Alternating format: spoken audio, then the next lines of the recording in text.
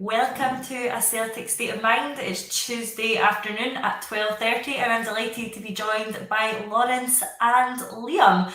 And to everyone who's already in the comments, it's very busy already, very early.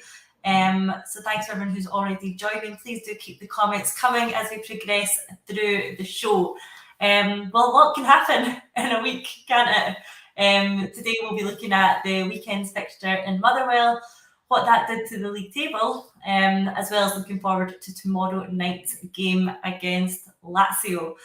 Liam, Lawrence, you both had an enjoyable week? Really? Routine, another managerial wannabe bites the dust across the city. It happens so often, doesn't it? Another late winner for Celtic.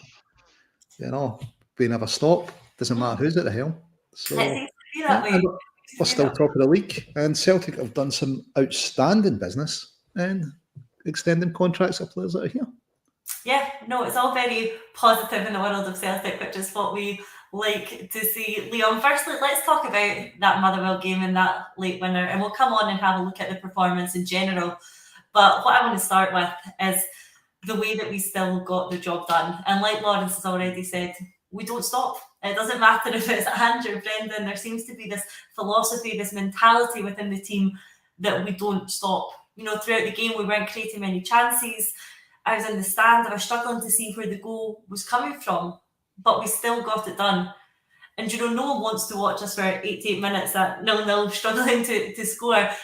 And it's not what you'd have chosen before the game, but there really is something special about winning it in the manner that we did. That euphoria at the end was special, and moments like that, when they occur in football, it's hard to explain. That roller coaster of the Palmer goal, the dejection of the equaliser, to the high of the O'Reilly goal. You might not choose it before the game, Liam, but what a way to end the game. It really was a feeling that nothing can replicate. Yeah, it really was. It was something special. And the thing is, as well, it has a knock-on effect, I think, that goes beyond just what's happening on the park with Celtic. Because when that equalising goal went in, I'm sure you guys all know what I'm talking about. You're like, oh God, I bet the other mob will go out and win 3-0 today, and that'll be, all the press next week will be insufferable about how they're back on top and whatever. And we get that goal, and suddenly I'm like, do you know what? Aberdeen are going to do something today. And sure enough, they did. It's amazing how almost bipolar you become when you're watching Celtic do that. It really is quite bizarre. But yeah, I absolutely loved it was a good day all round, I think. It was. Again, like we're touching on, Lawrence, you do probably prefer being comfortable at half-time and having a few goals in, but there is no beating that feeling when it happens. Mikey Boy comes in on YouTube, thanks for the comment. He says, we've always been a club that never gives up. Countless times in my lifetime, we have found that injury time winner. It's a Celtic mentality. We never give up. How true is that, Lawrence? Listen, one of the hosts that Paul's got for the St. Roch's charity game, Frank McAvenny, talks about that in that centenary season. We've never been. We just kept going, the amount of late winners. And it's true, you look through it, and even more recently, you're thinking, what was they making Ange's team that first season? What was the big result? Tony Ralston up at Ross County. It's 8 minutes injury time, and you're going, is that because you've seen improvements in kind of Brendan's team, and he's getting players signed up and are starting to play a bit better. But is this the result that's kind of cementing everything for them? This is really where they can kick on from. Again, they're doing what the manager says. They're getting the jobs done. It might have been a bit of a bad day at the office for some players. Some players kind of feeling their way into the side. Maybe not lots of chances created. Willie Collum with his usual strange decisions, especially that free kick he didn't give it to Hatate outside the box. Come on, ref, he's by him. But you know what? It didn't matter. We got the job done. We got 3 points. We're top of the league. And, I think the team will kick on from that. And Liam's touched on it, it's kind of a result that's reverberated across Scottish football. It doesn't matter. Celtic will win.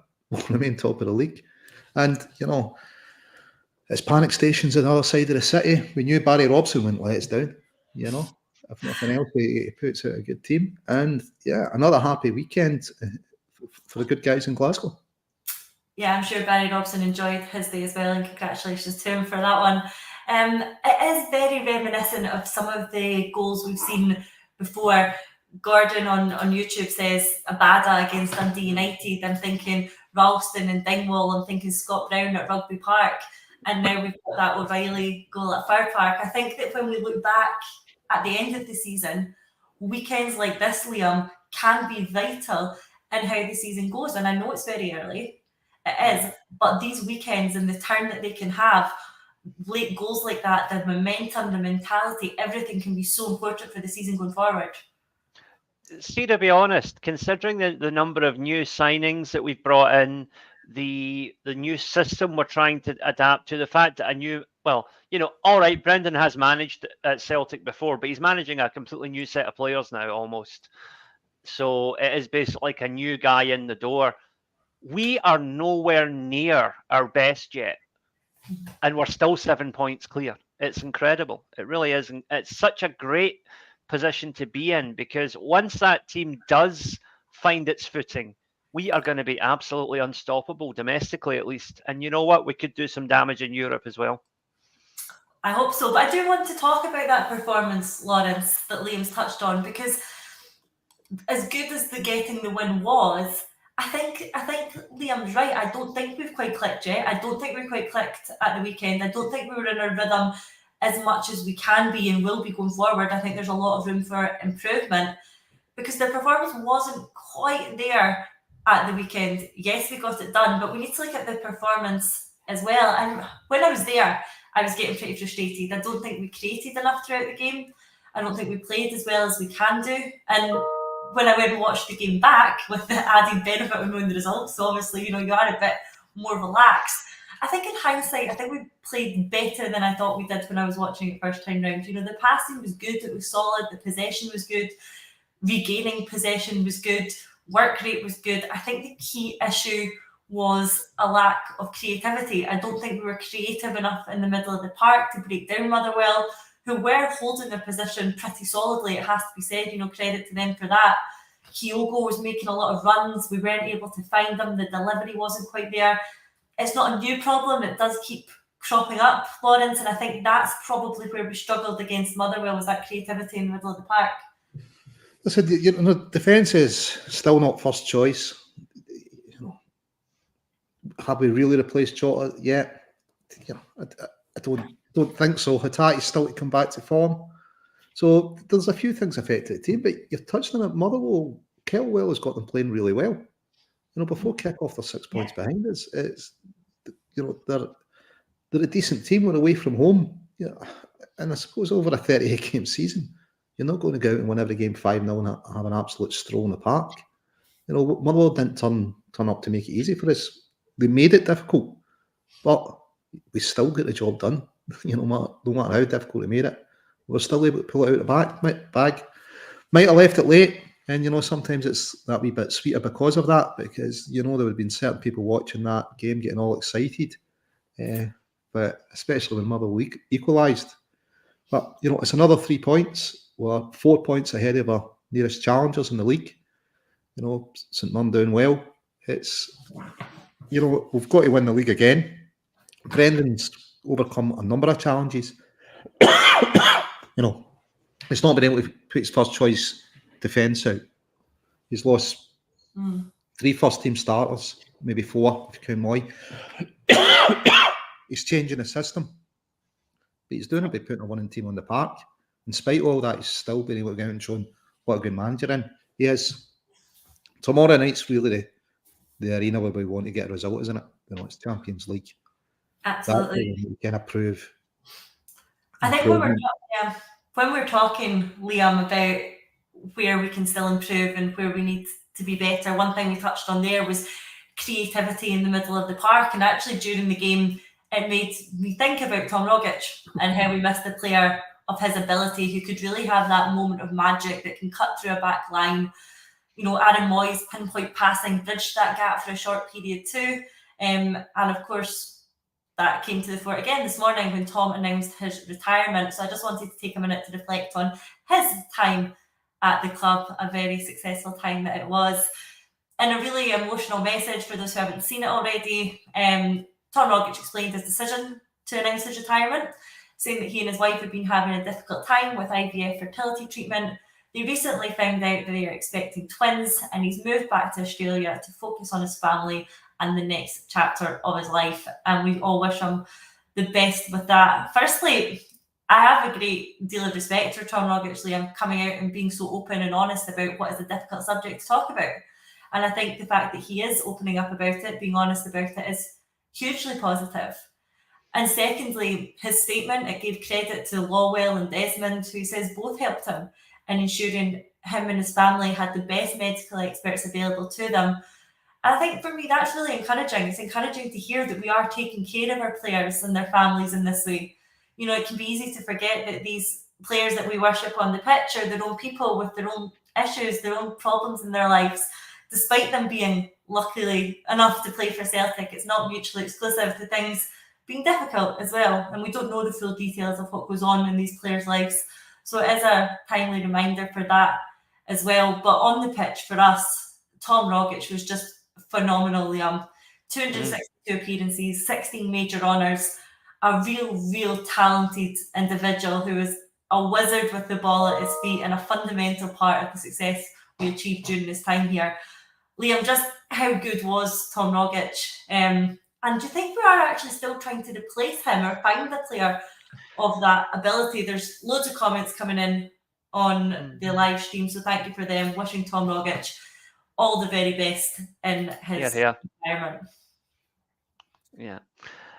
And I would just add to that the whole thing with Rogic is that he has, like you say, he's been very open and very honest about something that is not easy to talk about, right? You know, I've spoke a fair bit about mental health on different podcasts recently, and I think that, you know, people in the past said that Rogic was a bit aloof, a bit camera shy, whatever, almost to the point of criticizing him. But when you know the full story now, it makes so much more sense that his family was a constant source of worry for him, you know, and I don't blame him for not wanting to do match interviews. He wants to go home and make sure his wife's okay. That's perfectly reasonable. And yeah, I wish him nothing but the best. Fantastic player on the park for us. Regardless of what was going on off the park, he always came in and did the business for us on the park, which speaks a lot to the tremendous character of the man as well as the ability. You know, it's one thing to be a brilliant footballer. It's another thing to be a brilliant footballer when you're, you know, maybe not having such a good time off the park. So that is just that's outstanding. And I think it's very poignant that Matt O'Reilly scores such a Tom Rogic-esque goal, and the timing of it had so many people likening it to Tom Rogic's goal in the cup final a few years ago. That, you know, I think in Matt O'Reilly we have perhaps finally found a Tom Rogic replacement. Different type of player, but he's weighing in with a similar volume of goals now from midfield, which is something we've been missing. Yeah, and it's really, it's just there's a kind of beautiful symmetry to it that on the same week that Tom Rogic announces he's done with football, we begin to see the picture of how Matt O'Reilly could be the replacement for that type of player that we need. But overall, just my message is thank you, Tom, for everything you did for Celtic. Thank you also for what you did to forward the cause of Australian football, which I'm very passionate about as well. His play for Celtic and his performances raised the profile of Australian football and paved the way for the likes of Telio, who is now part of our squad, the likes of Ange, who came to manage us. You know, Tom Rogic played a part in that, in making people look at Australian football and realise it's not a backwater. There's some very, very good players down there. And he needs to be recognised for that as well, I think. But yeah, overall, thank you. Wish you all the best, you and your family, for whatever comes next. And hopefully we'll see you back at Celtic Park someday. Absolutely. Completely echo that sentiment. Lawrence, when we talk about goals like that one that Matt O'Reilly scored at the weekend, that last minute euphoria, there are very, very few that will ever top that Rogic goal at Hanvin to secure the treble. Sean Fairley comes in on YouTube saying Rogic's special goals will be remembered and watched by many generations to come. And I think that's true. And when I think you're a player for Celtic and can have that level of lasting impact, which I think Tom Rogic and that goal in particular will have, I think you can say that you've achieved something very special in your career. Yeah, you know, without doubt, some outstanding goals. You know, what close control he had. You know, for such a big guy, sometimes it just looked like the ball was stuck to his foot, didn't it? Absolutely amazing player. But it's always sometimes with Tom Rogic, we're thinking, what if? Because on his day, you're thinking, this boy's world class. You know, and then he had a great season under Brendan and Invincible, and some of a swan song out of him. You're thinking, you know, just moments of magic that he had them often enough that you thought, you know what, that boy could really should be lighting up the Champions League. You know, he was of that quality when he hit his heights, and I think we're lucky to have him for so long. You know, I think he came into professional football fairly late. Was that a futsal tournament he won through Nike in Australia? He won his professional contract, but absolutely, you know, outstanding footballer, and you know, he knew how to put the press in the place, reminding them, you know, we've been the dominant force for 10 years. You know, it's just an absolutely wonderful guy. Met him up at Lennoxtown a few times. You know, he always, you know, for all people saying, you know, he was shy, etc. Always took time to get his pictures with the fans and speak to them in the way in and out of Lennoxtown. So, yeah, wish him him and his family all the best for the future. And that invincible treble goal, you know, it's just everything in one moment, isn't it? You know, we thought time's running out and a bit of magic for Tom and the ball's in the back of the net. It's definitely a game and a goal that we will talk about forever and pass them through generations, I think. And only to echo the sentiment that's coming through loudly in the comments and from us here today is all the best to Tom Rogic in his retirement. Now, I want to pick up on some of the performances from that Motherwell game. And the first one is one that Liam has actually already touched on, is that of Matt O'Reilly. I think arguably Matt O'Reilly has been our highlight of this season. I think he's been absolutely fantastic. I think his performances just keep getting better and better. And I think tomorrow night's actually a big chance for him to continue these performances on the biggest stage. And with Matt O'Reilly, it's sometimes easy to forget, Liam, that he's only 22. He's very mature both in his performances and when he speaks about the game. Very similarly in character to Tom Rogic, I would say. And I caught up with his parents coming out of Fir Park at the weekend. And I know a lot of Celtic fans have met them at games. I can only echo what wonderful people they are. They are absolutely loving this football journey that Matt is on at Celtic, and they do seem to be loving life at Celtic as much as he is. They've moved over to support him. They travel to every single game. They'll be in Madrid and they'll be in Rome, and they love being amongst the fans rather than any box or lounge anywhere. And it's easy to see how Matt is the mature, level-headed character he is when you do speak to his parents. They are great people. And Liam, we are talking about the more personal side of the players and their families. And isn't it great when not only the players buy into their club, but the families do too? Yeah, absolutely. And I think it speaks volumes that Matt O'Reilly, as well as being a brilliant footballer, comes across as such a nice guy whenever people meet him or whenever you see him being interviewed. And that's obviously a product of his parents, who are clearly very, very good people as well, with, like you say, that level of support. And it's such a, I don't want to say adorable because that sounds kind of condescending, but it is really cute. Just the idea of like his mum and dad being there to cheer him on every game, and then him bursting with pride when I remember when I was a kid and, you know, I saved a penalty or something and my dad was watching. The first thing I would do is turn around to my dad and be like, how was that? You know? And it must be brilliant to do that in an actual professional game of football, especially in the last minute. You know? Yeah. No, absolutely fantastic. And Lawrence O'Reilly really is making his name the first on the team sheet at the moment. Callum McGregor aside, Matt O'Reilly absolutely has to be in there at the moment, doesn't he? Yeah, I mean, he spoke early in the season about the effect Brendan was having on him, and you can see it on the park. He definitely seems to be enjoying life more. His performances are going up level on level, but that's what Brendan's got a reputation for, developing young players. We've got a fairly young squad, and that's a big part of Brendan's job, is to get them to reach their potential. How long they'll stay with us, who knows, but let's enjoy them while they're here, because he's looking absolutely fantastic. It's early in the season yet, beginning of October, but he's already in the category for player of the season, isn't he? He's sticking out there. Yeah, absolutely. Another player I want to talk about in their performance at the weekend is Kyogo. Now, the question was posed, as you guys know, in our Acsom group chat, so I thought I'd bring it to the listeners and put it out here for a bit of discussion as well. And the debate is whether Kyogo is slightly off form at the moment, or whether we're simply not able to find him.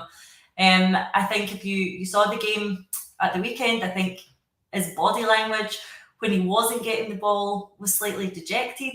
He was making these fantastic runs, and we just weren't finding him. And like I said at the top of the show, I don't think this is a particularly new problem. I think in particular, Yang and Maeda, the delivery wasn't quite at the level required, so Kyogo wasn't getting involved as much as we wanted him to. I think we started to play more longer balls up to him, and with the best will in the world, he simply isn't going to win those against a player like Mugabe, who I thought was very good for Motherwell. So, Liam, where is the issue lying for Kyogo right now? Is it that we're not creating the chances, the delivery isn't quite where it should be, and he isn't getting involved as much? Or does he need to do a wee bit more, come back, look for it, try and get himself more involved, which he definitely started to do, but it's just not quite clicking in a number of areas. But I think the ability to link with Kyogo is one that is a bit of a struggle at the moment. Well, we're only 1 month on from the day when he scored the winning goal against our biggest rivals. So I think we can give him a wee bit of leeway in terms of, is he off form, whatever. But the question I would pose is, if Kyogo's off form, what about Yang? What about Maeda? And, the entire front line is not firing out full force at the moment. Kyogo is the spearhead of that, so he's going to be the one who sticks out the most when we're not getting lots of goals. But by the same token, a striker's only, as you highlighted, a striker is only as good as the service he's getting, and at the weekend that service was substandard, particularly in the first half. So as much as I loved Aizen Maeda, I've got to say that if Kyogo's off form, so is he, and so was Yang at the weekend. Now, I think all three of them are fantastic footballers, and I think once the team settles and everybody knows their role exactly, I think that, they could work as a front three very effectively. And Palmer came in and showed that he's more than capable of chipping in as well when need be. So, no, I don't think Kyogo's lost form. I think it's just not quite happening for him yet, in the same way that it's not quite happening for a lot of our players at the moment, because, as I said earlier, we are still probably only playing at about 60 or 70% of our full potential.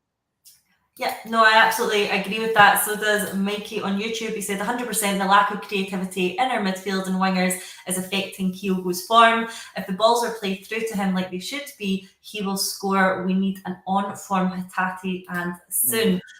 Lawrence, agree with that? I think I do. I think that the service to Kyogo isn't quite where we want it to be, as Liam said. I completely agree with that.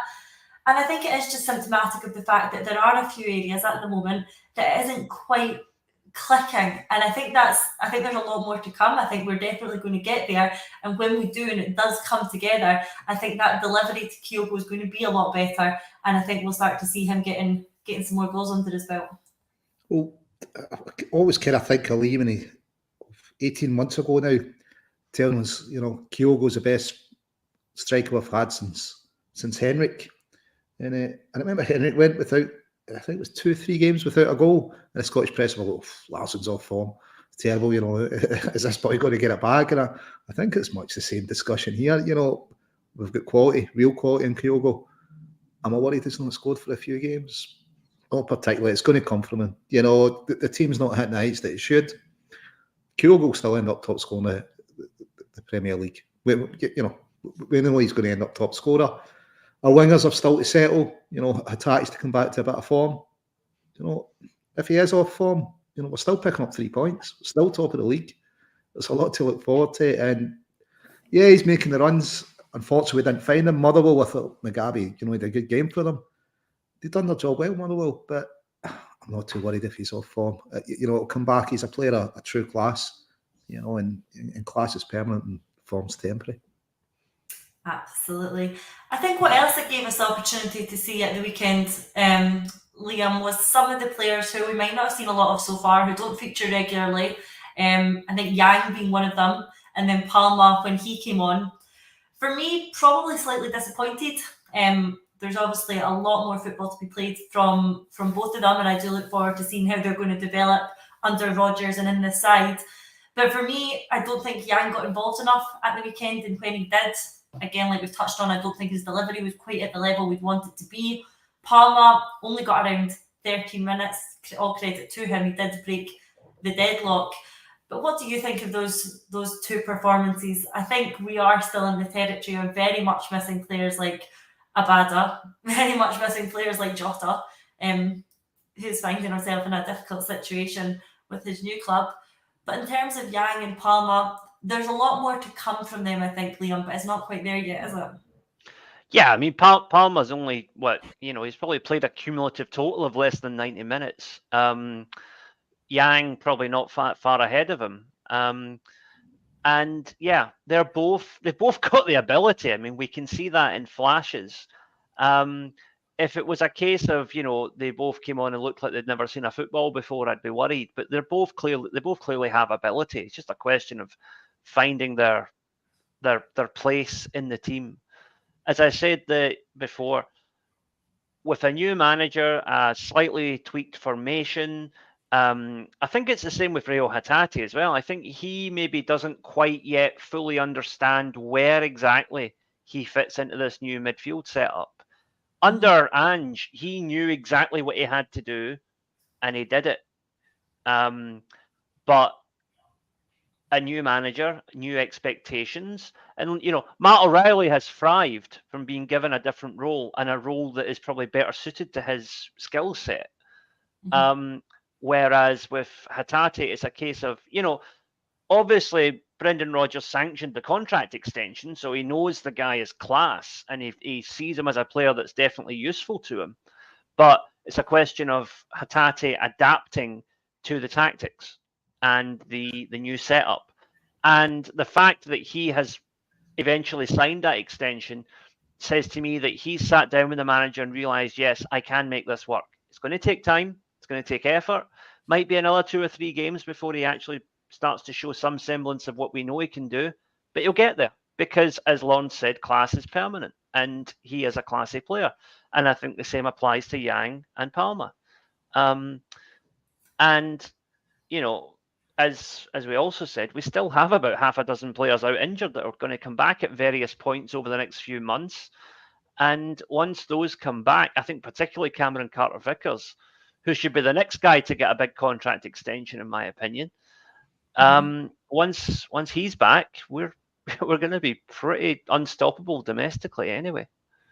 I think it is something that is easy to forget, Lawrence, is the fact that we are still relatively early in the domestic season, and we still do have a number of very important players out injured. So I think, with that context, looking at where we are, I think we're in a pretty nice position, aren't we? Listen, there isn't another team in Scotland who want to be in our position. We're top of the league. It's early October. I think 25% of the league have already changed their managers. It's a good position to be in. We've come through a pretty horrendous injury crisis. Even the emergency cover get injured. So we've had a lot to deal with, but we've dealt with it. We've got the points on the board. it's far from panic stations. We knew there was going to be a bit of a change between Ange and Brendan. The players will adapt. They've got the ability. We've seen it. They've got the ability in spades. And once we get a first team in the park and they're flowing, it's can we do it in Europe? The good thing about this period is it's really going to build team spirit for them. Late goals up against adversity, knowing that they can do it, they can come together and listen to the manager. Look what we can produce. That game at the weekend, it's got to be absolutely huge for the team to think. It looks like we're pegged back, but you know what? We'll still keep going. And that injury time was perhaps that wee bit extra was perhaps due to Motherwell's fans coming on the park to celebrate for so long. A bit of sweetness out of that as well. Listen, Brendan's second time around so far, it's been pretty good. You could say the way to Kilmarnock knocked out the League Cup wasn't so good. Where was VAR for that penalty shout? We've dropped 2 points in the league. But for the amount of change we've had, losing 4 first teamers, it's been decent. Yes. What he's done for O'Reilly is just, he's taken that boy's game up a few levels, hasn't he? As I say, I think he's going to play the season if he continues like this. It's in Europe where the big questions are. I don't think anything's been down in Scotland. As much as we were told by the press that someone was here to would put Brendan in his place, and it's all just noise in Scotland. We know we're going to win the league. It's really Europe. What we're going to do there, it's the big question. And that question gets asked tomorrow night. Obviously, tomorrow night being our first Champions League home tie, which I'm sure that everyone is very excited about. We know what Champions League nights can be like at Celtic Park. It gives me goosebumps just thinking about having that back. And it's so important to the team that there is this intimidating fortress that the opposition are shaken by. And I'm looking forward to that tomorrow night. I'm looking forward to the atmosphere. Anything that can give us a slight edge going into these games is important, and noise and atmosphere created by the fans on the night can help be that edge. We don't have to look back too far, 2019, to when we last faced Lazio and we got the business done. I'm talking of euphoric football moments. That Encham goal was certainly up there. I was in Rome for that game. I was lucky enough to be there for that one. And again, it is that feeling, Liam, that just cannot be replicated by anything other than football. And I think we can do it again. I think we can beat them at Celtic Park. We've got to fancy our chances against all the teams in the group. That is the expectation of a club like Celtic playing at home in the Champions League. You have to go into that game with the expectation that is a game that you can win. And I think it's an early call, but I am seeing this game being talked about as must win if we have intentions of European progression this season. Now, Liam, that is a very early call to make, but the way the group is shaping up and the fact that Celtic are at home, is that call actually true? Well, I think that of the 3 teams we're going to face in this group, Lazio are the weakest. So they are the ones that we should be looking to beat at home. And I think that it's a great platform for us tomorrow night. As my colleague Jared mentioned on Down Under yesterday, the big miss for them is I think Milinkovic-Savic, is that his name? Mm-hmm. So he's away now, and he was by far their best player, and he made that whole midfield tick. And without him, Lazio are not what they used to be, and so we can beat them. I'm sure we can beat them. And as you can probably gather from the shirt I'm wearing, I'm not a fan of them, so I think I'll enjoy, especially Celtic. For those who are listening instead of watching, Liam, tell us what strip you have on. Sorry, I am wearing a Roma jersey. The non-fascist team that play in Rome. So yeah, yes, not a fan of the old Lazio. So I hope they get a good traditional Celtic doing on Wednesday night. I think I predicted 4-2, and I'm going to stick with that. I think we'll beat them 4-2. high-scoring game predicted. Lawrence, Mikey comes in on YouTube again. Thank you for all the comments there, Mikey. Saying he's excited but nervous for the game, and this will be the one to show how much we have progressed and how much more to go. And I think that's true. I think these are the games where we can test ourselves. We can see the level that we're playing at. We're at home. It's the Champions League. It is probably, like Liam said, the team that we do very much need to be looking to beat if we're going to progress. How do you see the game shaping up? Listen, I think we'll lose 1 or 2 goals. Do we have it in us to score? I'm glad you finished that sentence. There was a bit of a pause after lose there. Well, I mean, do we have it in us to score 3 or 4? Maybe. You know, if the midfield and the forwards are on form. Judging a progression, yeah, it's good. You know, it's a second choice or maybe third choice centre-half partnership. We've got to kind of take that in mind. Although it's good enough for Scotland, is it the partnership you'd have picked for the Champions League? Probably not. But, you know, we've always got to look to win our home games. We've got to turn it into a fortress. You know, we've got to, with the fans behind us, you know, anything's possible at Celtic Park on a European night. You know, we should believe that. The players should believe that. You know, if they can take that belief that perhaps the late winner at Motherwell's given them into that game, there's no reason why we can't beat Lazio. We've definitely got to look to do it if we want to do anything in Europe, but it's kind of tempered with knowing that, you know what, that's not our first or second choice centre-half partnership that we're going to put out there. But, you know, you were over in Rome. Did you go into Finnegan's? I believe that's the place to go in to listen to music. All kinds of people end up in there, I believe. I did. I've seen this morning. I've seen the story. No, fantastic pub it is, and I look forward to visiting it again on this trip over.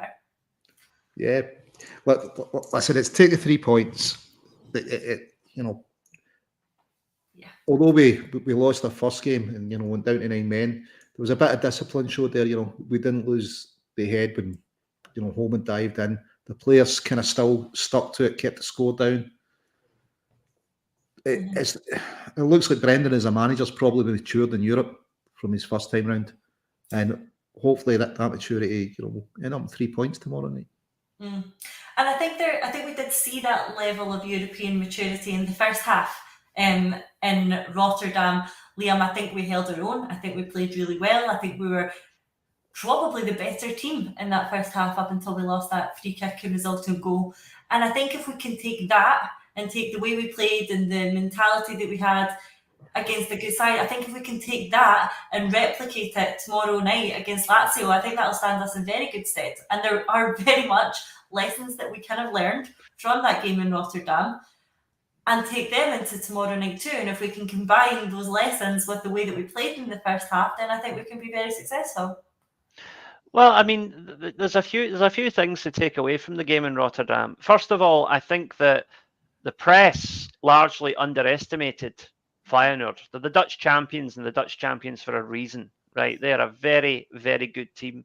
And they are, according to the rankings, the best team in this group, even though I personally think Madrid will end up winning the group. But, you know, they're no mugs. But like you say, for the first half, we matched them. And we showed enough in that first half that I will go out and say, I think we can beat them at Celtic Park. And if we get a win tomorrow and then a win against them, the 2 games against Madrid, I think, are basically free hits because I expect us to lose both of them realistically. You know, it's then a case of can we take something away when we go to Rome, and we've done that before. So you know, let's invoke the spirit of the old, you know, those that finally took down the Roman Empire. Was it the Goths? I think it was. We could do that. We bit of history for you. We have done it before, and we can do it again. Lawrence, I was looking towards tomorrow night, and I was starting to think what the team selection might look like. And I actually went back and looked at the team from that game wherein Cham scored that 95th minute winner away to Lazio. And it was interesting looking back on it. The team that we put out that night was Forster, Ilhamid, Julian, Ayer, Hayes, Forrest, Christie, Brown, McGregor, El Yunusi, and Edward.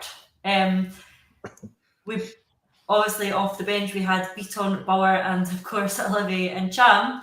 But it's funny looking back at it, isn't it? And comparing those two sides and looking at where we were then compared to where we are now. For me, we're certainly stronger in some positions, but I think we're also slightly weaker in some positions as well. What's your assessment of that squad compared to the one that we've got now? I think it's it.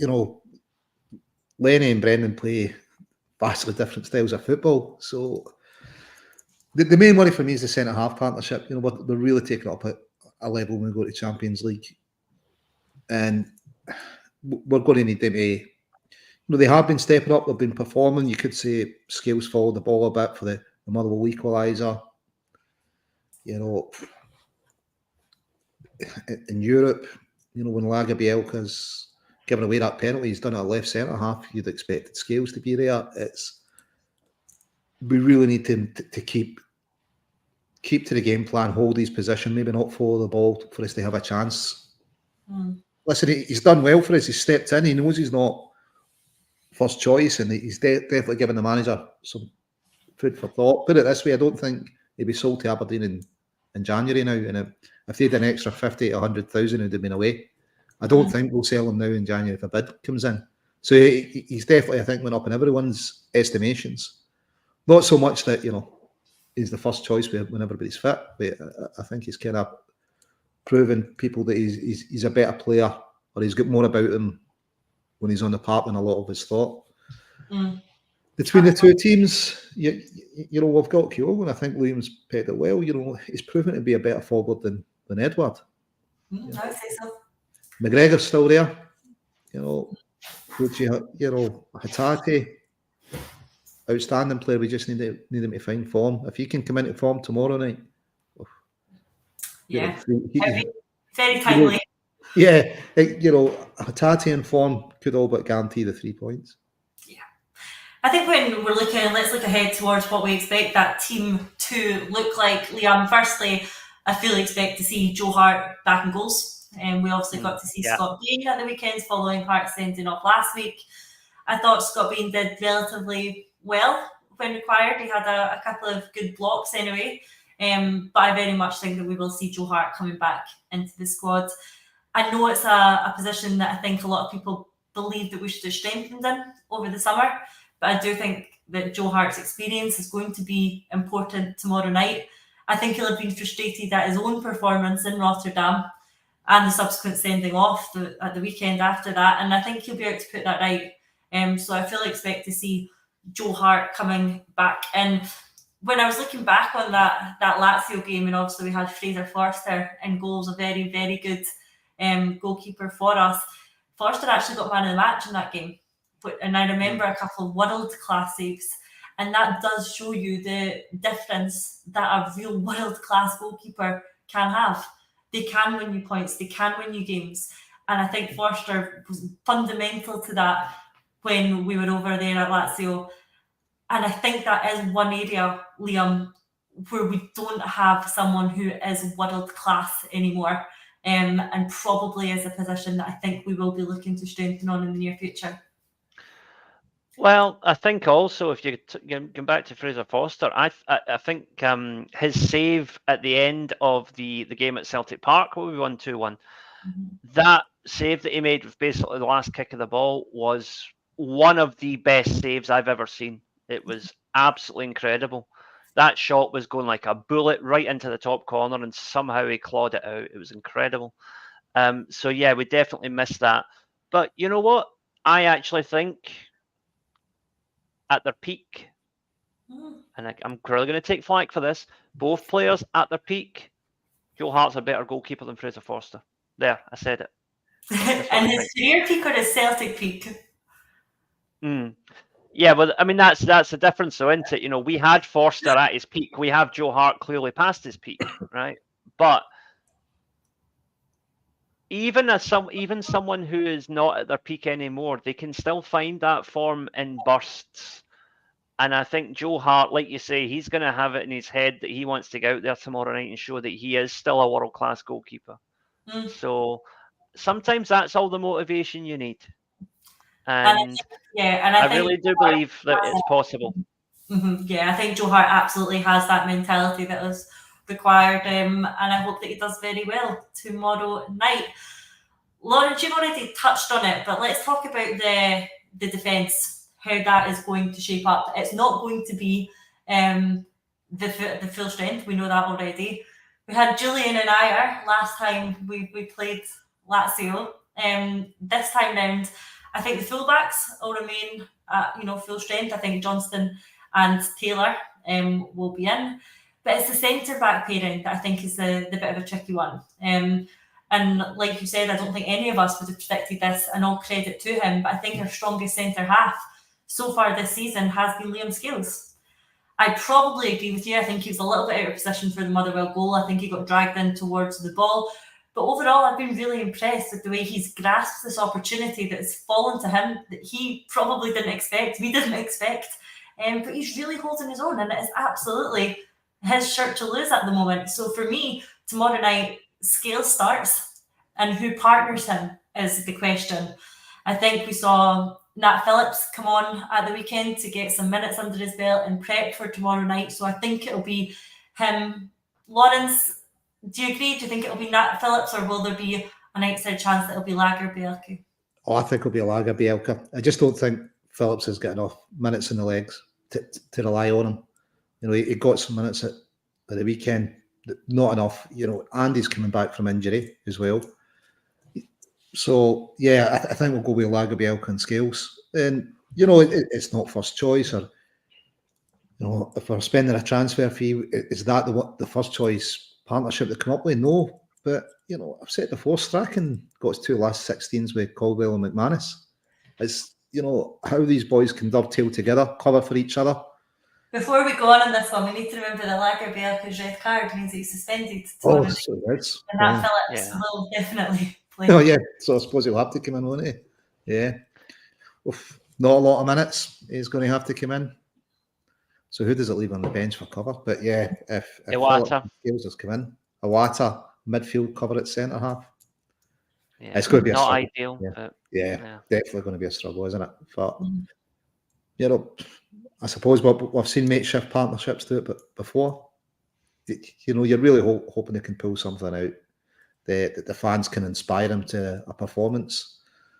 And out of the two of them, I'd probably be more worried about Phillips and Scales. Yeah, just because he's not had the minutes, he's coming back from injury. It's a crazy situation to be in, isn't it?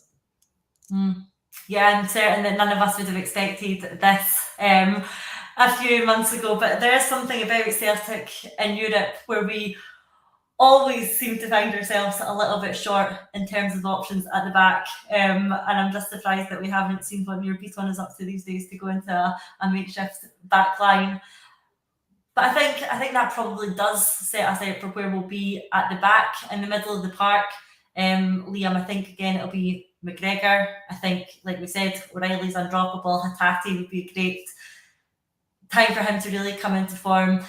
I can't see anyone disrupting that midfield trio. Can you? No.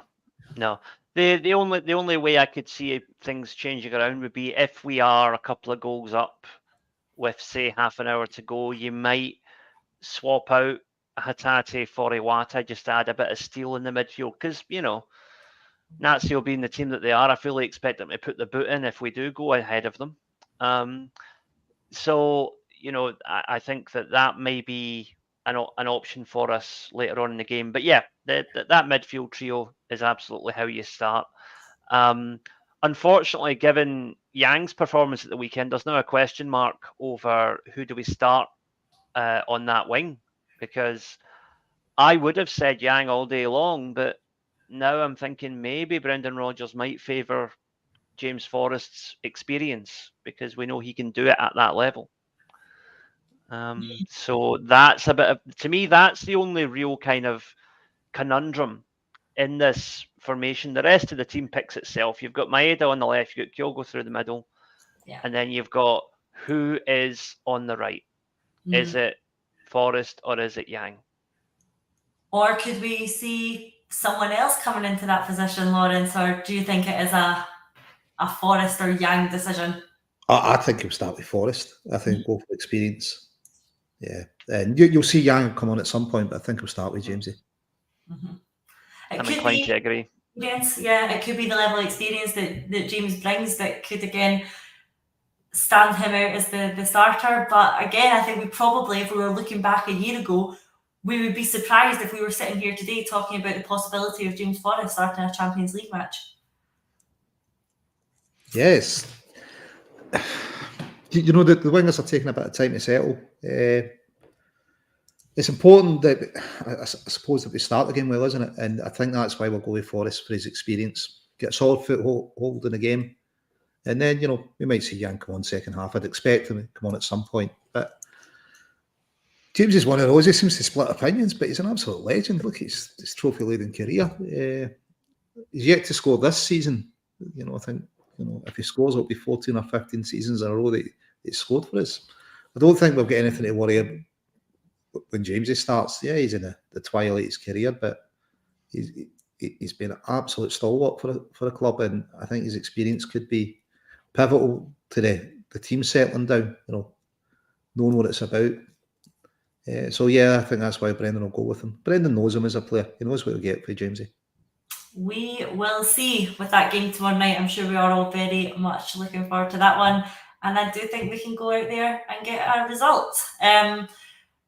Just as we're coming to the sort of last 10 minutes of today's show, I want to look forward to the weekend as well. Game coming up against Kilmarnock. I mentioned the annual food bank collection that is taking place before that game, organised by the Green Brigade, as they do every year. That'll be taking place again this weekend coming. And it really does, Liam, draw fantastic support. The support are always fantastic when called upon, and I'm sure they will be again. And they're spreading the message that, in particular, they're looking for things like long life milk, tinned veg, tinned fruit, soup, tea bags, coffee, nappies, and toiletries. And if you can support them with that, that would be absolutely fantastic. Details are on their social media sites, and we'll retweet some of them as well about the collection points. And they also do accept cash donations if you're not able to donate some groceries. The donations are distributed amongst local communities where it is needed the most. And Liam, it is a great initiative, isn't it? Fans support it outstandingly, and it takes us back, and it ties in with our roots as a football club. Yeah, I mean, first of all, it's absolutely disgraceful that in this day and age, food banks even need to exist. But until such time as we boot out the government that have enabled it, I'm talking about the one in London, not the one in Edinburgh. We are going to have to keep doing things like this. And the Green Brigade have done a tremendous job for a number of years now in organising and coordinating this. And, you know, certain quarters of the media are not slow to put the boot in when the Green Brigade say something they find politically disagreeable. I might not always agree with 100% of their politics, but you know what? Those guys, you cannot fault their commitment to the charitable aspect of what Celtic is all about.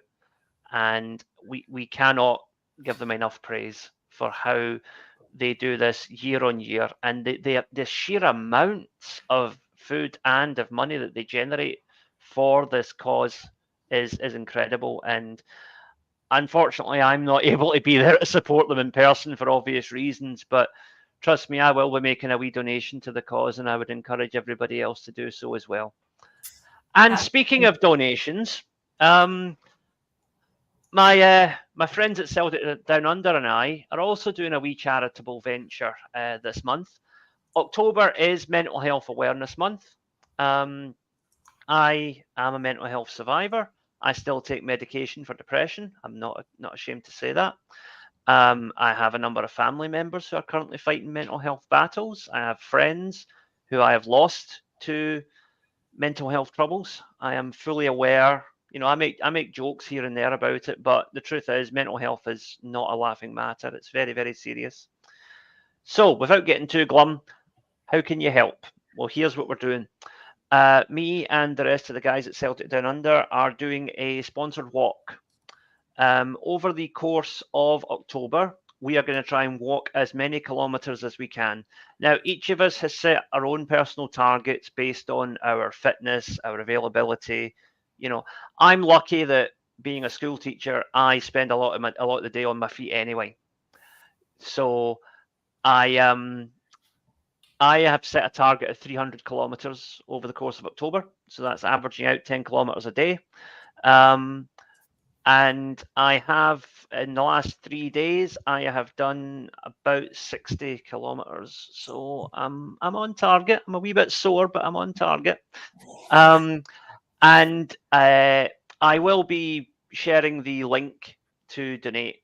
And I'll leave a comment after the show is done. I'll leave a comment, and you can go there. And look, guys, when we're talking about mental health, even literally just the price of a phone call could be enough to save somebody's life. That is how serious this is, and also how much even the tiniest donation can really make a massive difference. And if you'll indulge me, I would just like to say a couple of personal thank yous to some viewers who have already donated.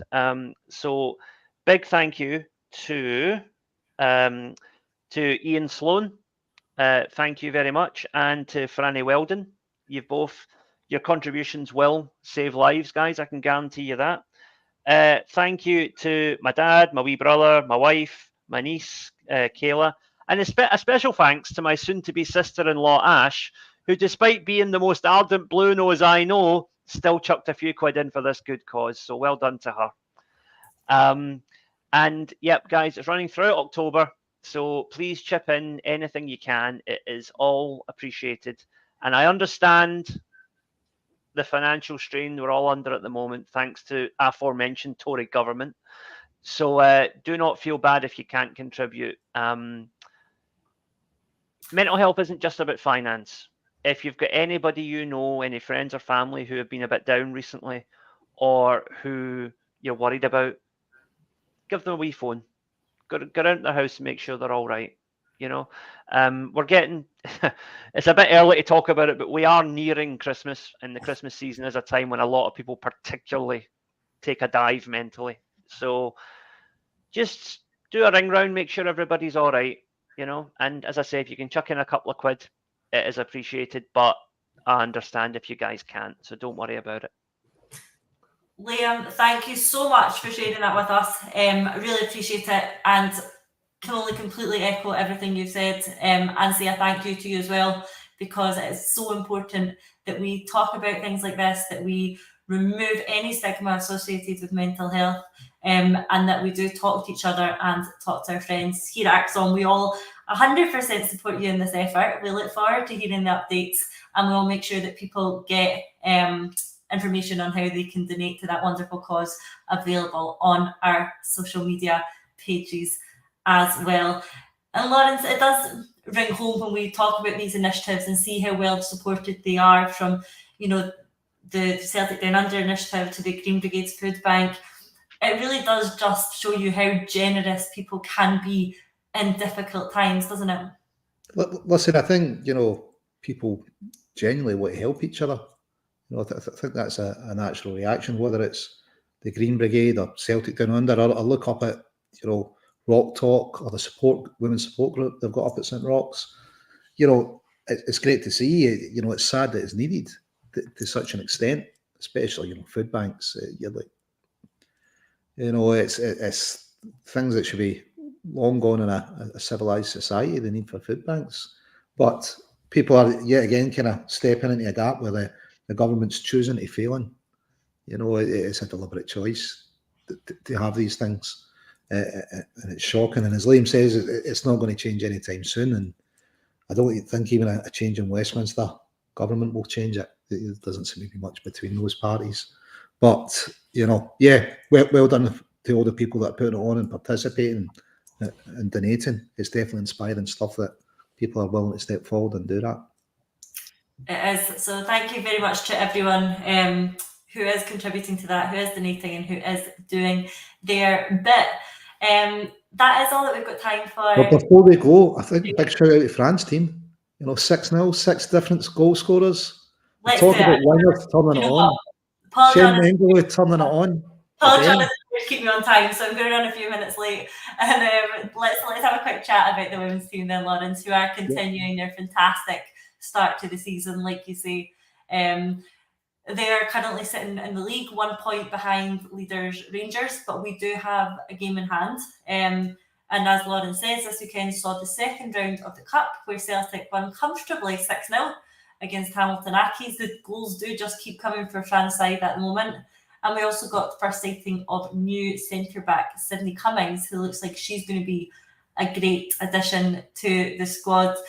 Next up, Lawrence, we've got a very important game against Glasgow City at home at the Excelsior. As we saw last season, the league came right down to the wire, with City just edging it on the last day of the season, which was heartbreaking, and we do not want to see happen again this season. So the games against City and Rangers this season are likely to determine, again, where the trophy ends up.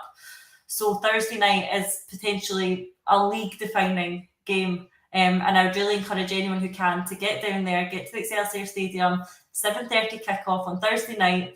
Going back the girls, it's a massive game in the context of the season. The support is hugely appreciated. And anyone who goes down, Lawrence, will be in for a good game, won't they? Yeah, definitely. Real 6-pointer. And we're talking about wingers in form. Shem Mengley, absolutely outstanding this season. And last season as well. She's built on... But this season, This season, yeah. Really taking it up a level. If we can beat City, huge for the season, isn't it? It's absolutely huge. Maybe show Chloe Warrington she made the wrong mistake by moving to them, but we'll see. Fran keeps doing it in spite of the finances he's given. Mm-hmm. He's building a cracking team there. It'd be great to get the 3 points. Yeah, let's hope so. Well, here's to winning tomorrow night at Celtic Park and winning on Thursday night at the Excelsior Stadium. Liam and Lawrence, thank you very much for joining me on